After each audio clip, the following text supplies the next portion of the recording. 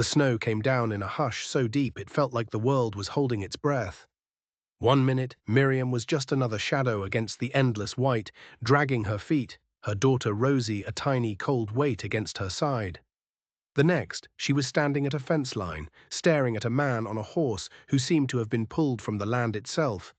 He was broad, his hat pulled low, his coat dusted with the same snow that was trying to bury her. He just sat there, watching. The silence was worse than a shout. It was a judgment. Her own ragged breath was a betrayal in the quiet.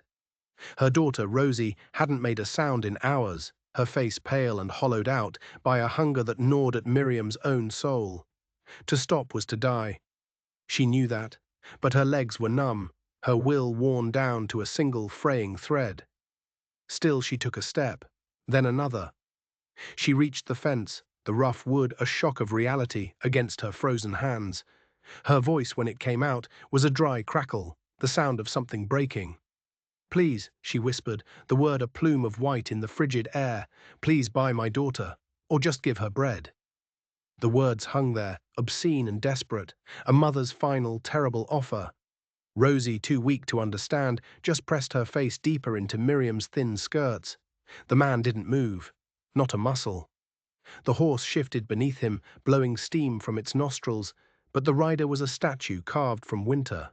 Miriam had seen every kind of man on their long run, men who sneered, men whose pity was just a mask for something uglier, men whose hands were quick and whose voices were cruel. This man, he gave her nothing. Just that unnerving, silent gaze. It felt like he was looking right through her skin, past the desperation, and seeing the ugly truth of what she was running from. The wind picked up, whipping her threadbare shawl against her legs, a bitter, stinging reminder of how little she had left. Finally, after an eternity that lasted maybe a minute, he swung down from the saddle. His boots made a soft crunch in the fresh snow, the only sound in the world. He moved with a purpose that was both slow and absolute, like a man who never wasted emotion.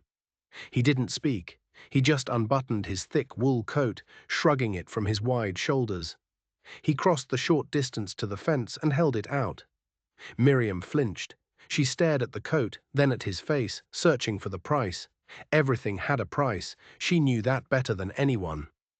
"I don't take it," he said, his voice low and even, like stones rolling in a slow river. It wasn't a question or a command. It was a statement. She took the coat. Her fingers were so numb she could barely grasp the heavy fabric. She wrapped it around Rosie first, a cocoon of impossible warmth, then pulled the rest around her own shoulders. The sudden heat was so intense it was painful, and tears she didn't know she had left stung her eyes. She blinked them back, refusing to show any more weakness. "Cabin's that way," he said, nodding toward a rise where a thin ribbon of smoke curled into the grey sky. "Come on." He turned, not waiting for an answer, leading his horse by the reins. He didn't look back to see if she was following. And that was the choice. Follow the silent stranger into the unknown, or turn back into the white emptiness that promised nothing but a slow, cold end. Her legs screamed in protest, but she gripped Rosie's hand. The little girl's belly was empty. The man had a fire. For now, that was enough. She took a step, then another, following the tracks he left in the snow, praying she wasn't just trading one kind of death for another. The walk to the cabin felt like miles. Every sound was magnified in the snow-hushed world, the creak of his saddle leather, the soft thud of his boots, the rustle of her own skirts. The cabin grew larger, a dark, solid shape against the overwhelming white. It wasn't a welcoming sight. It was squat and functional, the windows like dull, vacant eyes. But the smoke promised warmth, and right now, warmth was everything. Fear was a cold stone in her throat, but she swallowed it down. She had to.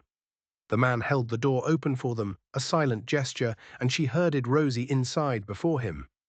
He shut the door, and the sound of the wind was instantly cut off, replaced by the crackle and pop of a fire in a stone hearth. The air was thick with heat.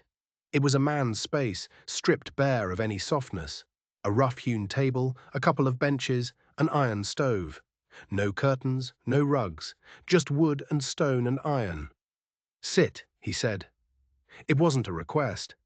Rosie, seeing a half loaf of dark bread on the table, scrambled onto the bench, her eyes wide. Miriam's hands shook as she broke off a piece, her entire being focused on getting it to her daughter.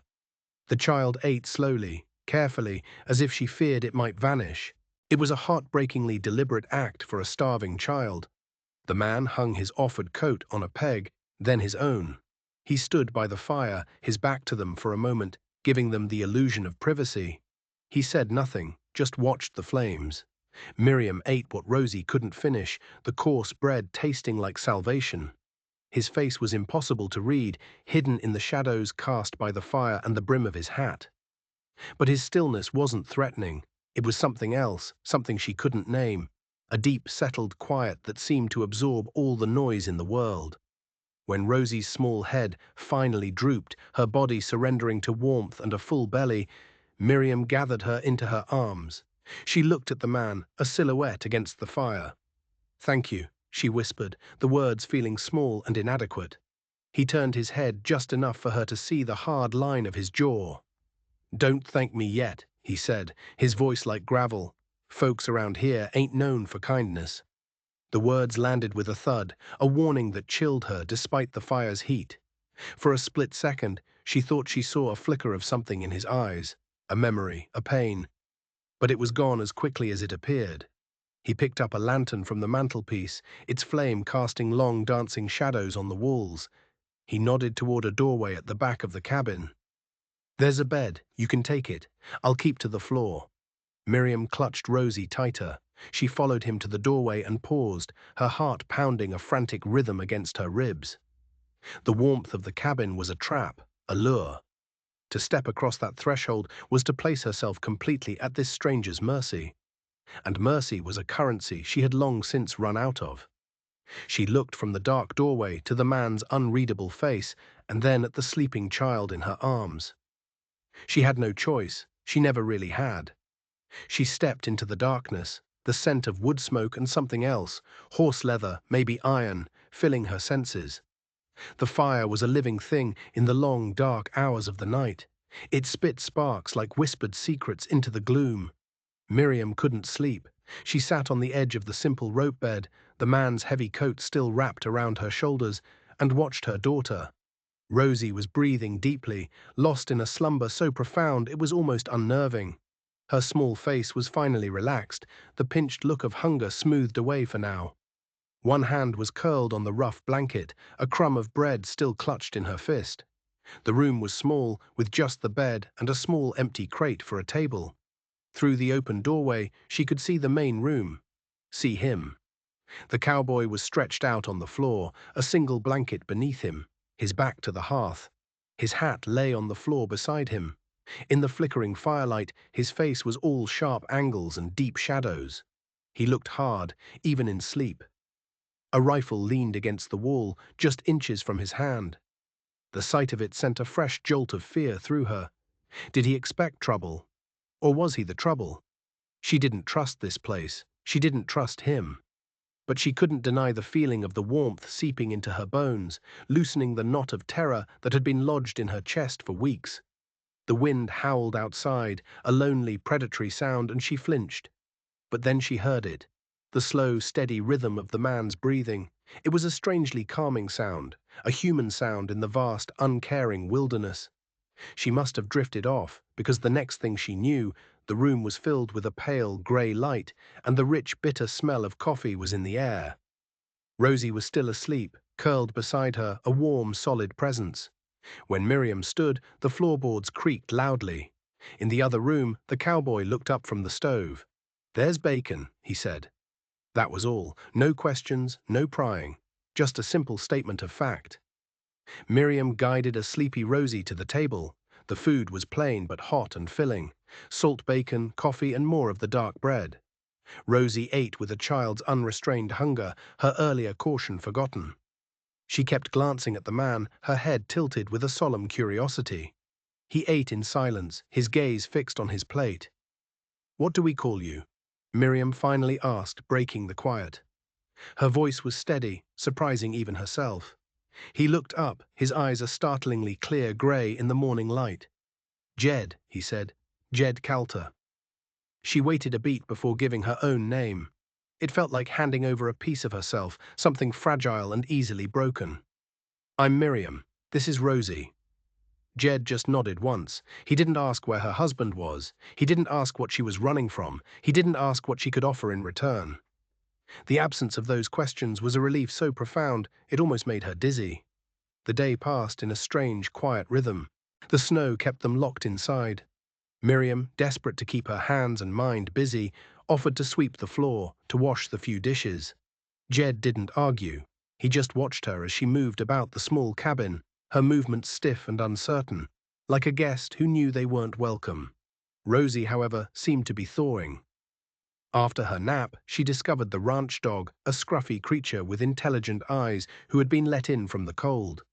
The dog flopped down by the hearth, and Rosie sat beside it, stroking its fur. A moment later, a small, breathy giggle escaped her lips. The sound was so foreign, so unexpected, that Miriam froze, a wet dishcloth in her hand. It had been months since she'd heard her daughter laugh. It felt too loud, too joyous for this grim little cabin. Later, as the afternoon light began to fade, Jed spoke from his chair, where he was mending a piece of leather tack. "You planning to keep walking once the weather clears?" His voice was casual, but the question was a sharp poke at her fragile sense of safety. Miriam's hands stilled. "If we have to." "Won't get far on foot," he stated. It wasn't a threat, just a fact. "Better to keep moving," she said, her voice tight, "than to wait for trouble to find us." He glanced up at her then, his grey eyes holding hers for a long moment. "Trouble's everywhere," he said, his voice low. "But so is shelter if you know where to look." Hope was a dangerous thing. It had burned her before, leaving behind nothing but the bitter taste of shame. She didn't want his shelter. She didn't want to believe in it. After Rosie was asleep again in the back room, the wind rose, rattling the window panes.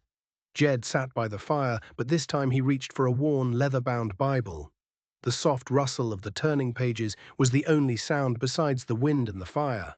He began to read aloud, his voice a low rumble, not directed at her, but just filling the space. "The Lord is close to the broken-hearted and saves those who are crushed in spirit." The verse hit her like a physical blow. Her breath caught in her throat. All the grief, all the fear she had pushed down, surged up, hot and suffocating. She turned her face away, hiding the sudden glint of tears. Faith was a country she'd been exiled from, a door that had been slammed in her face and bolted from the other side. "Don't read that to me," she said, her voice sharp with a pain she couldn't hide. Jed closed the book. He didn't question her, didn't apologize. He just sat there in the heavy silence, the firelight playing over his stern face. The quiet stretched on, deep and vast as the snow-covered plains outside. When Miriam finally retreated to the small back room, sleep felt like a surrender. But something woke her before dawn, a premonition, a change in the air. She slipped out of bed and peered through the doorway. Jed was standing at the cabin's single window, a lantern held aloft in one hand. He was staring out at the white, empty horizon, his posture rigid. He was watching, waiting. He looked like a soldier on a lonely outpost, the last line of defense between the sleeping cabin and a world that had already tried to swallow them whole. And for the first time since she'd begged for her daughter's life at his fence line, Miriam felt a tiny, fragile thread of something other than fear begin to spin itself in the darkness. It wasn't trust, not yet. But it was enough to keep her from running at the first light of dawn. By the third morning, the storm had broken. A weak sun glittered on a world crusted with ice. The road, wherever it was, lay buried. They were still trapped. Miriam rose before Rosie, moving quietly through the sleeping cabin. She found Jed outside, the air so cold it burned her lungs. He was using the back of an axe to shatter the thick ice on the water trough. The sound was sharp, violent, ringing out in the stillness. When she stepped onto the porch, he spoke without turning around. "You don't have to." "I can work," she said, her voice firm. She grabbed a broom from against the wall and began sweeping the light dusting of snow from the porch, the rhythmic scrape a small act of defiance. He watched her for a moment, then gave a single curt nod and went back to his task. The day unfolded in a series of chores. It was a language they could both understand. Miriam learned where he kept the grain for the horse, where the firewood was stacked. She hauled buckets of water from the well, her palms stinging and raw from the cold rope. But with each task, she felt more grounded. The frantic energy of fear was slowly being replaced by the steady rhythm of work. Rosie, free from the immediate threat of hunger and cold, bloomed. She started following Jed around like a puppy, a small silent shadow trailing him from the barn to the corral. At first he ignored her, moving about his work as if she wasn't there.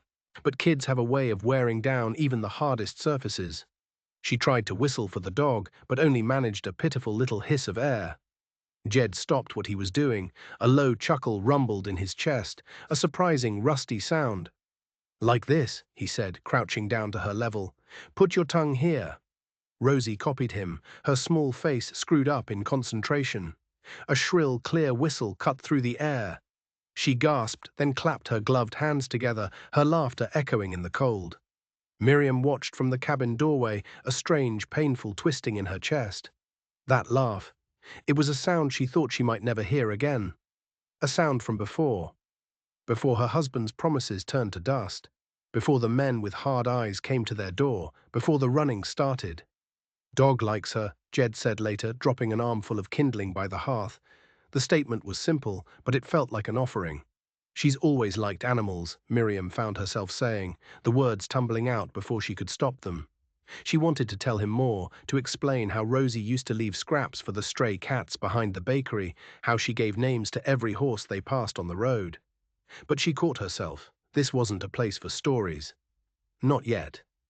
In the mid-afternoon, as a pearly grey haze softened the sky, Miriam was outside shaking a blanket. Her eyes scanned the horizon, a habit she couldn't break. And then she saw it. A thin, dark smudge of smoke far to the east. Her body went rigid. Smoke meant people, people meant questions. And questions were dangerous. When Jed came up from the pasture, leading his horse, she just pointed. Her hand was trembling. "Do you know who that is?" He followed her gaze, his eyes narrowing. He was silent for a long time.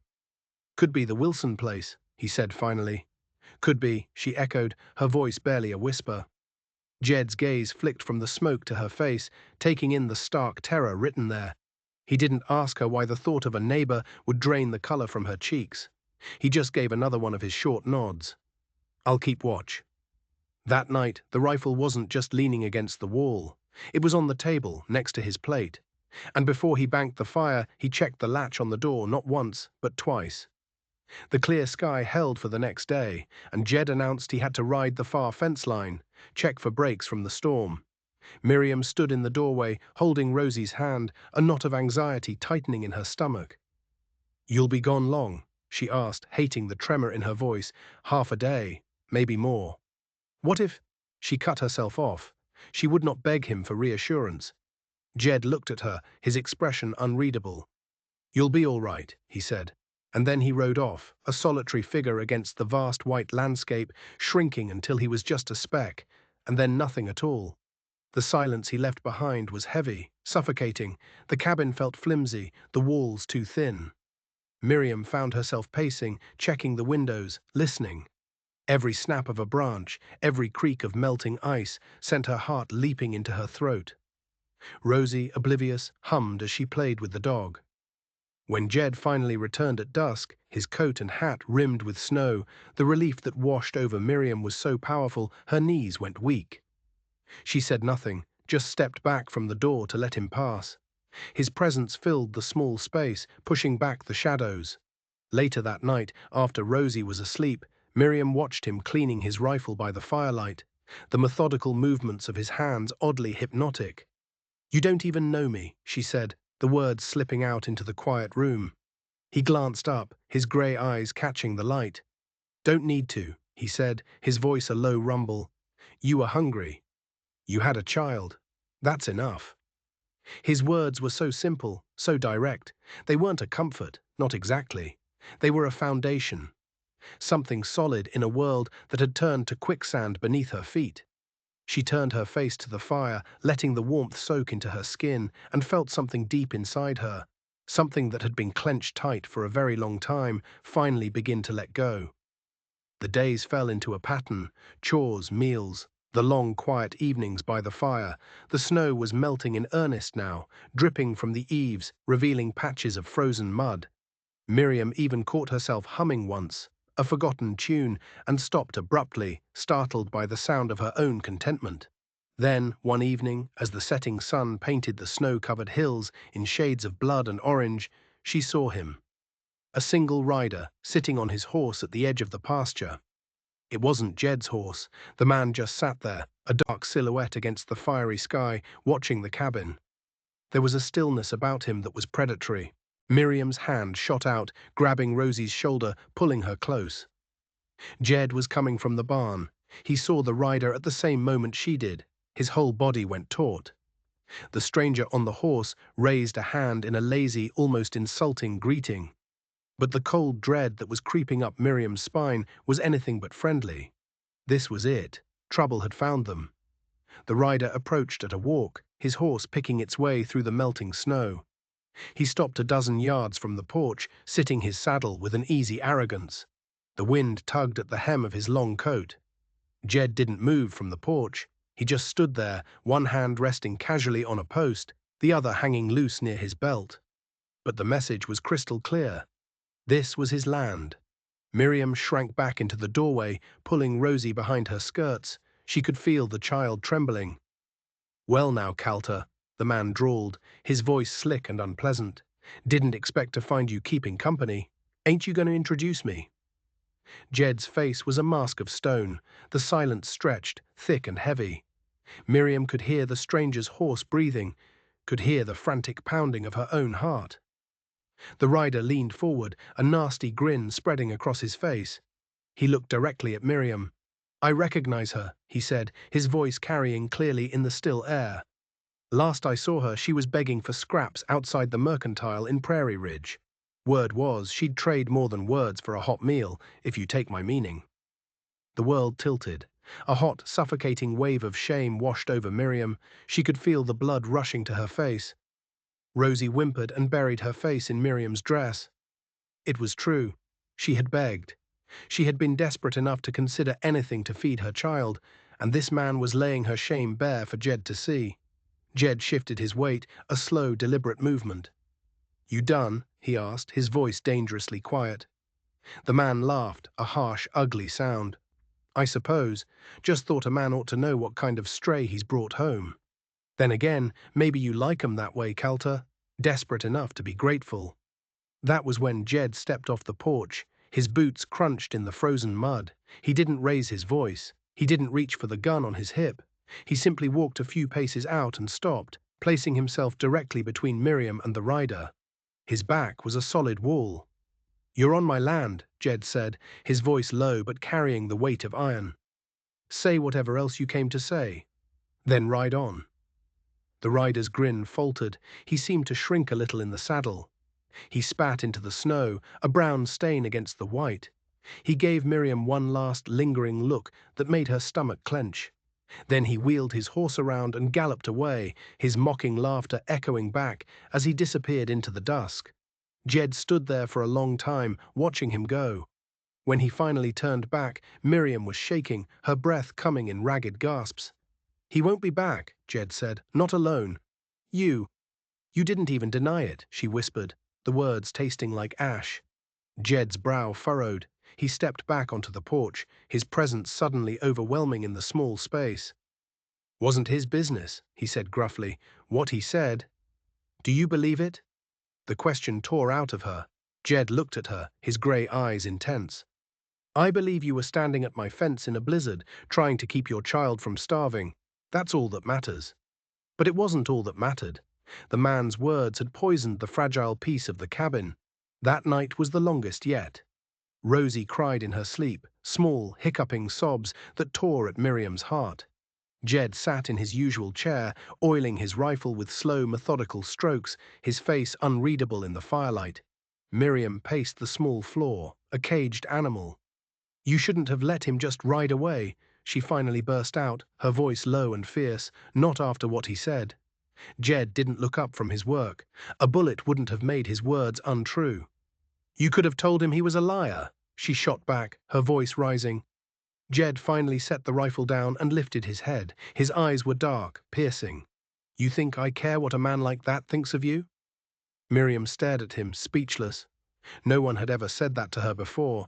Her entire life had been governed by what other people thought, by whispers and reputations. Her husband had been obsessed with it. And now this man, this stranger, was telling her none of it mattered.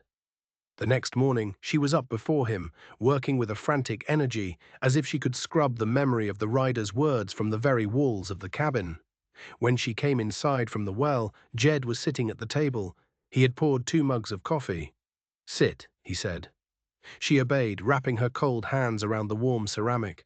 You keep watching the trail, Jed said after a long silence, like you're waiting for someone. Because they always come, Miriam said, bitterness lacing her voice. Trouble always finds me.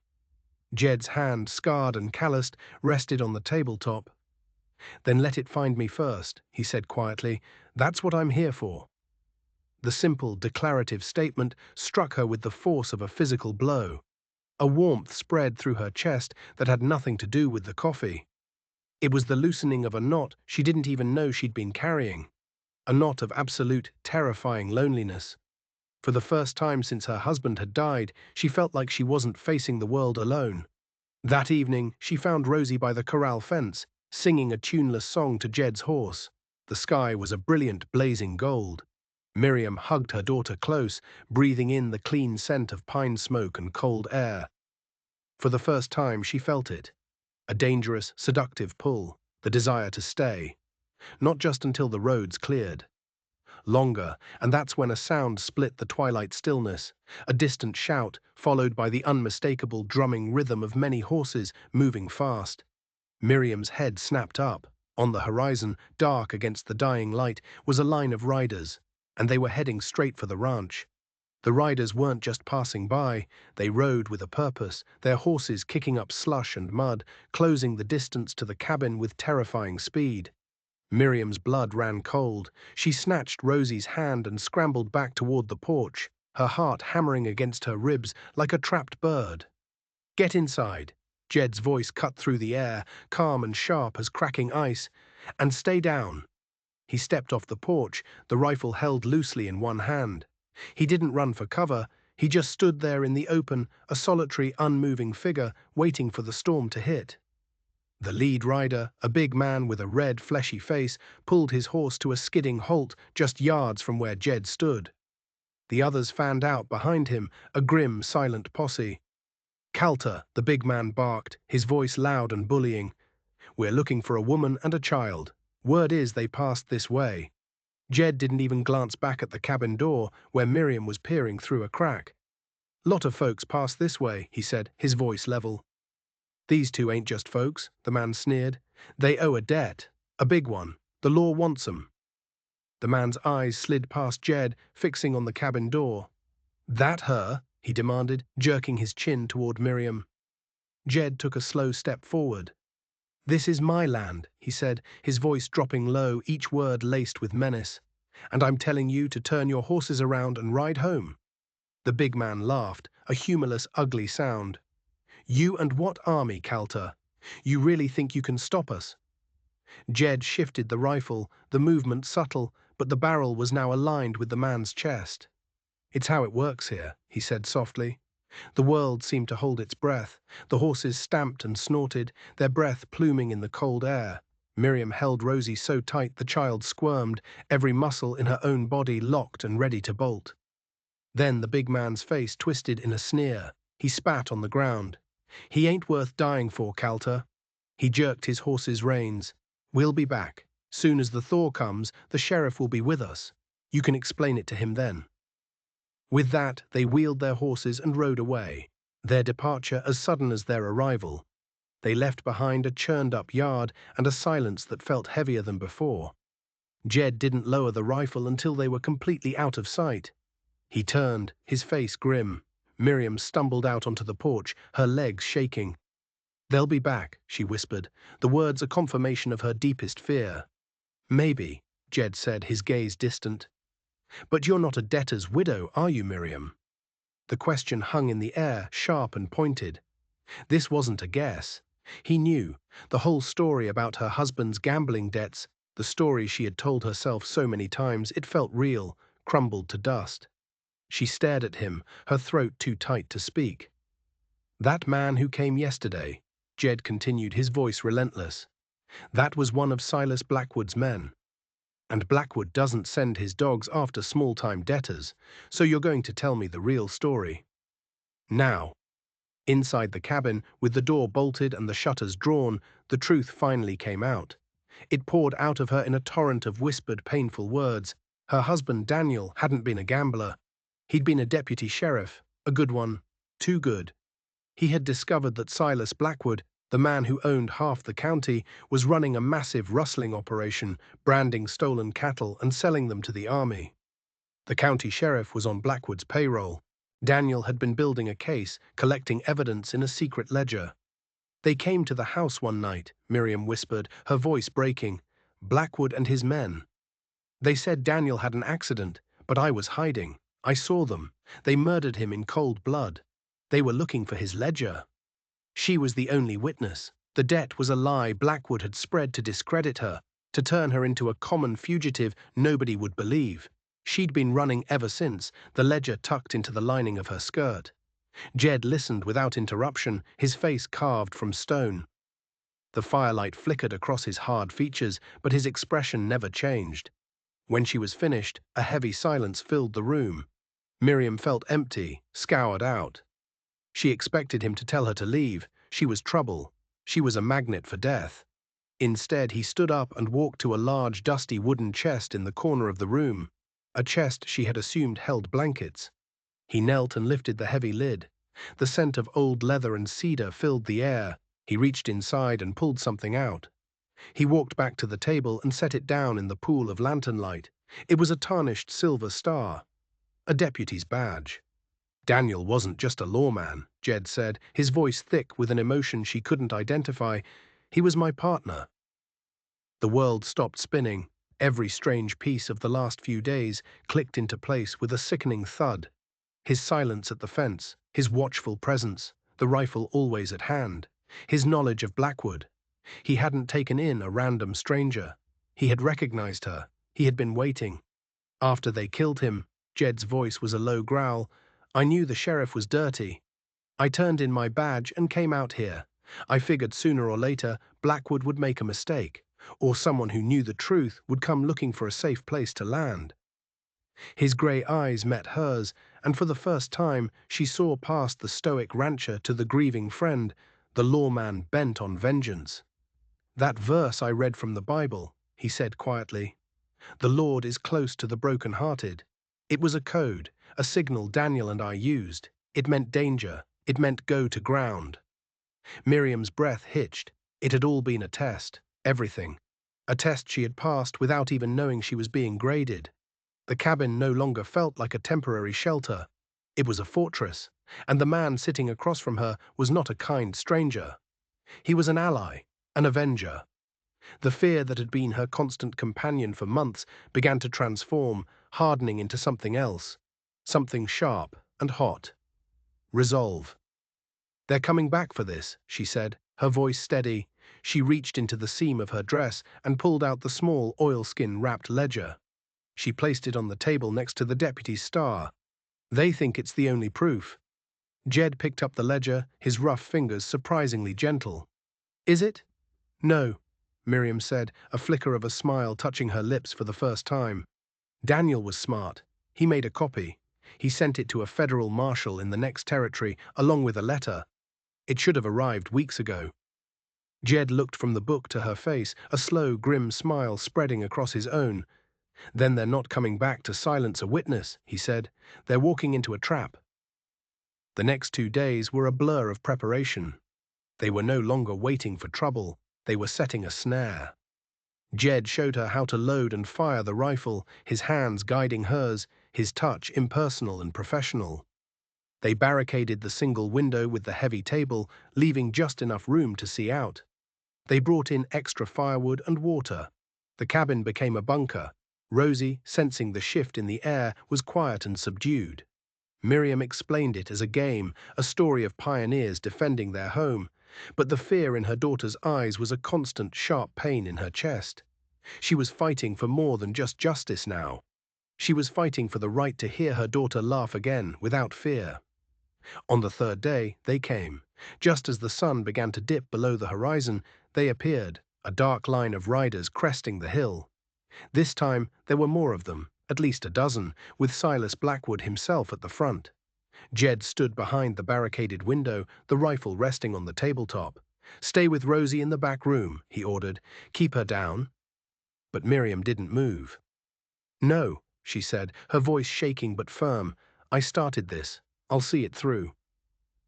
Jed glanced at her, a flicker of respect in his eyes. "Stay by the hearth then, and if they get through that door, you use this." He handed her a heavy pistol from his belt. Its weight was both terrifying and reassuring. "Blackwood," Jed's voice boomed from the cabin, startlingly loud. "You're trespassing." Blackwood rode forward, a big, arrogant man on a fine black horse. "No need for trouble, Calter. Just send out the woman and the girl. The sheriff has a warrant for her arrest, for theft." "The only thieves here are the ones who ride with you, Blackwood," Jed yelled back. "The ones who helped you murder my partner, Daniel." A stunned silence fell over the riders. Blackwood's face went pale. He hadn't known, he hadn't made the connection. "You're insane, Calter," he roared, but his voice lacked conviction. "That's a lie." "Is it?" a new voice called out. Miriam's voice. She stepped into the open doorway, the pistol hidden in the folds of her skirt. All eyes swiveled to her. "Or is it a lie that you shot an unarmed man in his own barn, Silas?" "I was there. I saw it all." Blackwood's face contorted with rage. "She's a hysterical widow. Grab her." But his men hesitated. They were hired thugs and rustlers, not men keen on taking on a fortified cabin defended by a former deputy, especially now that murder was on the table. "That's far enough." A new voice, sharp and authoritative, cut through the tension. From over the rise behind Blackwood's men, another group of riders appeared. They weren't a posse. They wore the uniforms of United States Marshals. The trap had been sprung. Blackwood stared, his mouth agape. His men looked from the marshals to the cabin, trapped. In that moment of confusion, Blackwood made his desperate move. He spurred his horse directly at the cabin, his gun drawn, his face a mask of fury. He was aiming for Miriam. A shot exploded from the cabin window. Blackwood cried out, clutching his shoulder, and tumbled from his saddle. The rest of his gang threw down their weapons as the marshals swarmed them. It was over. The snow began to fall again as the marshals led Blackwood and his men away, a light cleansing fall that seemed to wash the world clean. The air, which had been thick with tension and the smell of gunpowder, was suddenly still and quiet. Jed stepped out onto the porch, the rifle still in his hand. He looked at Miriam, who was still standing in the doorway, the heavy pistol dangling from her fingers. Rosie ran out from the back room and threw her arms around Miriam's legs, burying her face in her mother's skirts. Miriam knelt and held her daughter, rocking her gently, her own body trembling with the aftermath of the fight. The world was quiet now, but it was a peaceful quiet. The silence of an ended storm. The federal marshal, a stern man with kind eyes, took the ledger from Miriam, thanking her for her courage. He told them that Daniel's letter had set everything in motion, but her testimony, her survival, had been the final key. Justice, slow and methodical, had finally arrived. The next morning, the sun shone bright on a world that felt new. The snow was melting fast, trickling from the eaves, the sound like a quiet promise of spring. Jed and Miriam sat at the table, a simple breakfast between them. Rosie was outside, laughing as she chased the ranch dog through the mud. The sound was the sweetest music Miriam had ever heard. Miriam looked at Jed, at the tired lines around his eyes, the quiet strength in his hands as he held his coffee mug. "I don't have anything," she said softly. "No money to pay you for your kindness. No way to repay you for everything." Jed looked at her for a long moment, his grey eyes searching her face. He reached for the chipped mug he always used, the one she had come to associate with him, and slid it across the table toward her. "You have a partner's courage," he said, his voice low and rough with an emotion he didn't try to hide. "And a daughter with his eyes. That's all this house will ever need." Tears welled in Miriam's eyes, hot and cleansing. She wrapped her hands around the warm mug. She wasn't saved. She wasn't rescued. She was a survivor who had found an ally, a partner. Rosie ran inside, her cheeks flushed, her hands muddy. In her fist, she clutched a single stubborn wildflower she had found blooming in a patch of melted snow near the barn. She walked over to the table and solemnly placed it beside Jed's plate. He looked at the small, resilient flower, then at the child, and then at Miriam. A slow, genuine smile transformed his rugged face. The cabin was no longer a fortress, no longer a shelter. It was just a small, rough-hewn building filled with the sound of a child's laughter and the smell of coffee. It was a beginning. It was home.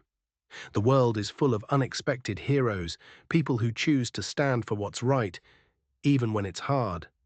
If you were in Jed's position, what would you have done? Let us know in the comments below, and if you enjoyed this story of courage and justice, don't forget to like and subscribe for more.